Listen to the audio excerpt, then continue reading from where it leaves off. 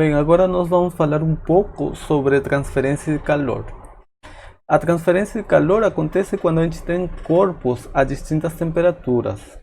Nesse caso, o calor vai fluir do corpo mais quente para o corpo mais frio, certo? Essa transferência ela tenta equilibrar as temperaturas de um sistema de tal maneira que a temperatura do quente diminua, a temperatura do frio aumente e todo fique na mesma temperatura. A transferência de calor depende das propriedades do material. Os metais conduzem mais facilmente o calor do que os plásticos, por exemplo. A variável física que mede quão bom condutor de calor é um material se chama condutividade térmica, que é denotada por essa letra minúscula K. Neste caso, a gente está supondo que temos um bloco de um material, né, que tem certa área aqui transversal A, tem certa largura L, né? E este material está em contato térmico com dois reservatórios, né, que são muito grandes, são reservatórios muito maiores que este sistema. E devido à diferença de temperaturas nestes dois lados, este reservatório quente vai dar calor ao sistema e este reservatório frio vai tirar calor do sistema, certo? Se a gente considera que estamos numa situação estacionária, em que o calor absorvido aqui do reservatório quente vai ser igual ao calor jogado no reservatório frio, a gente vai ter uma taxa de transferência de calor, certo? Aqui a gente vai absorver certo calor do reservatório quente e vai liberar ele para o reservatório frio. Bem, nós vamos definir como que a taxa de transferência de calor, ou seja, este aqui é o calor transferido por unidade de tempo através desse sistema, que vai ser quanto calor foi transferido através desta área, né? Em cada segundo, por unidade de tempo, certo? Ou seja, que é a mudança do calor por unidade de tempo, ok? Experimentalmente, a gente vê que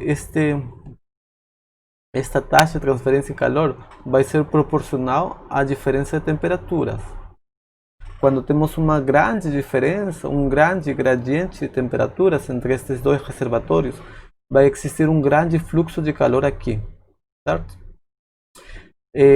A transferência de calor também vai ser proporcional à área aqui de contato. Quando a gente tem uma grande área,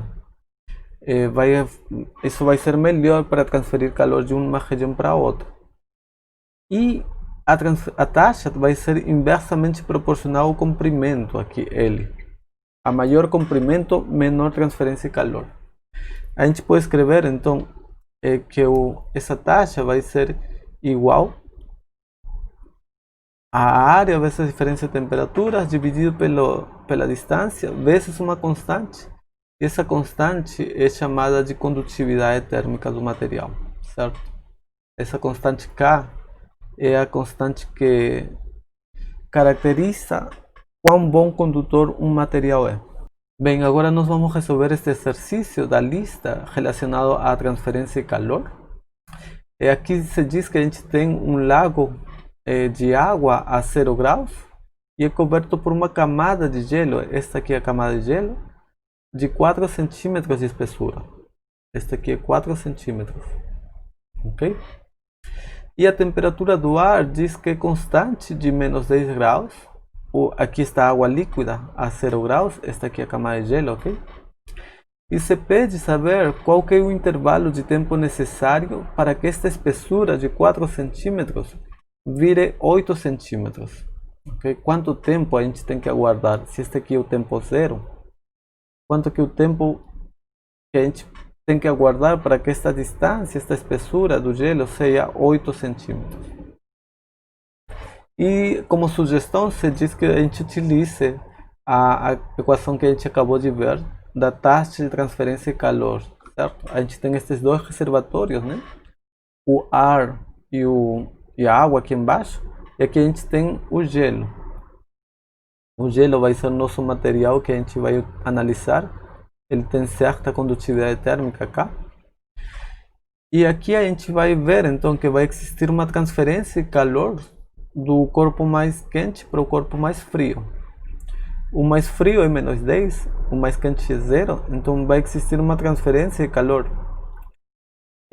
que aqui através deste gelo, certo? E como a gente já viu, esta transferência de calor vai depender da área da superfície, vai depender da largura aqui do material do gelo, né?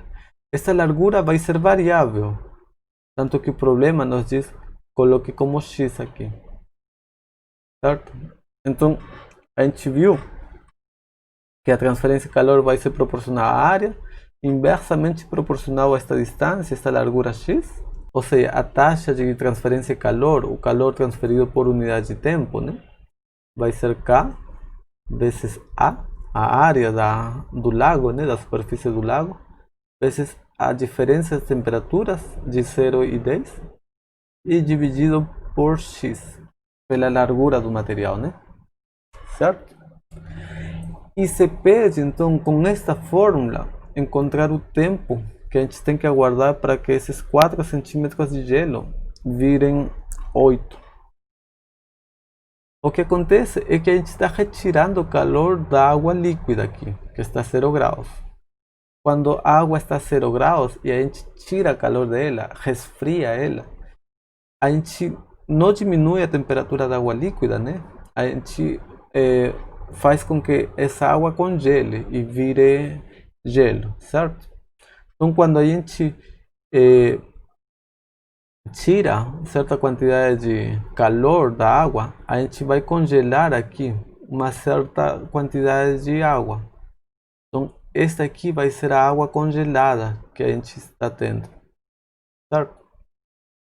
Então, vai acontecer que vamos ter um pequeno aumento da massa de gelo devido a que a gente resfriou uma porção de água aqui, tiramos certo calor, isso gerou mais gelo. Este gelo então vai aumentar a espessura em um diferencial de x. Então a gente está tendo que este calor retirado, né, o calor que a gente tirou, que vai ser de quê? Esse calor retirado vai ser utilizado em transformar esta massa de água líquida em gelo. Então vai ser um calor de transição, de mudança de fase. Vai ser a massa da água que se congelou vezes o calor latente de fusão, né? Essa aqui é a quantidade de calor que a gente tem que retirar para solidificar a água, né? Bem, só que esta massa desta camada vai ser proporcional ao volume e à densidade do gelo. Esta massa aqui vai ser a densidade do gelo vezes o volume. E o volume dessa camada vai ser a área, né? Esta aqui é a área da superfície. Vezes esta pequena altura, isso aqui nos daria o volume. A densidade do gelo vezes a área vezes a altura diferencial de x vai ser a massa. A gente teria então que o calor vai ser a densidade do gelo vezes a área vezes o calor latente de fusão, né? Vezes diferencial de x. Quando a gente divide isso aqui pelo tempo, a gente vai ter a equação que relaciona a mudança em x com o tempo, como que aumenta a espessura do gelo com o tempo. A taxa de transferência de calor de Q sobre dt vai ser a densidade do gelo vezes a área vezes o calor latente de fusão vezes de x sobre dt. Então é a mudança da espessura do gelo com o tempo. E tudo isso aqui tem que ser igual à condutividade térmica do gelo vezes a área da superfície dividido por x vezes a mudança de temperatura, que é constante. Aqui a área não interessa, vai embora. A gente tem uma equação então para x com o tempo. Pode colocar tudo que depende de x de um lado, aqui vai ficar x diferencial de x. X diferencial de x vai ficar igual a K delta T sobre a densidade do gelo vezes o calor latente de fusão vezes dt. E esta aqui é uma equação, então, que nos diz como muda x com o tempo. A gente pode integrar esta equação aqui nos dois lados, desde o tempo zero, quando a espessura inicial do gelo é 4 centímetros, ou seja, 0,04 metros, até o tempo final t, quando a espessura é 8 centímetros, ou seja, 0,08. Bem, então a gente vai ter aqui do lado, vai ser do lado esquerdo, seria x ao quadrado sobre 2, desde a espessura inicial do gelo até a espessura final. E do lado direito vai ficar simplesmente todos esses termos constantes aqui, vezes o tempo que o gelo demora em aumentar essa espessura, certo? Então a fórmula final para o tempo que a gente precisa guardar para que ele aumente sua espessura, o gelo, vai ser essa aqui. Essa aqui vai ser a expressão do tempo que a gente precisa guardar. Depende da espessura final, espessura inicial, densidade do gelo, calor latente de fusão, condutividade térmica do gelo, K, e a diferença de temperatura. Bem, colocando aqui os valores, então a gente vai ter que o tempo necessário vai ser a espessura final ao quadrado, é 8 centímetros ao quadrado é 64, menos a espessura inicial é 4 ao quadrado é 16, só que isso aqui estaria em centímetros ao quadrado, que é 10 a menos 4 metros quadrados. A densidade do gelo é 920 quilos por metro cúbico. O calor latente de fusão da água é 80 calorias por grama, só que uma caloria é 4,18 joules. E a gente pode colocar, em vez de gramas, quilogramas, e a gente coloca 10 ao cubo aqui, certo? Tudo isso aqui dividido por 2 vezes. A condutividade térmica do gelo é 1,6 watts por metro e por Kelvin, certo? E a mudança de temperaturas, a diferença de temperaturas é 10 graus, e como é uma diferença, a gente pode colocar como 10 Kelvin também. Realizando esta conta e depois transformando tudo a horas, a gente vai ter que o tempo necessário vão ser 12,8 horas. É o tempo que a gente precisa guardar para que essa camada de gelo, que começou em 4 centímetros, se transforme em 8 centímetros, conhecendo as propriedades térmicas do gelo, né? A condutividade térmica, que é 1,6 watts por cada metro e por cada Kelvin, certo? Temos a densidade do gelo e o calor latente de fusão. Então, após esse tempo, a gente tem que a camada de gelo vai dobrar a sua espessura.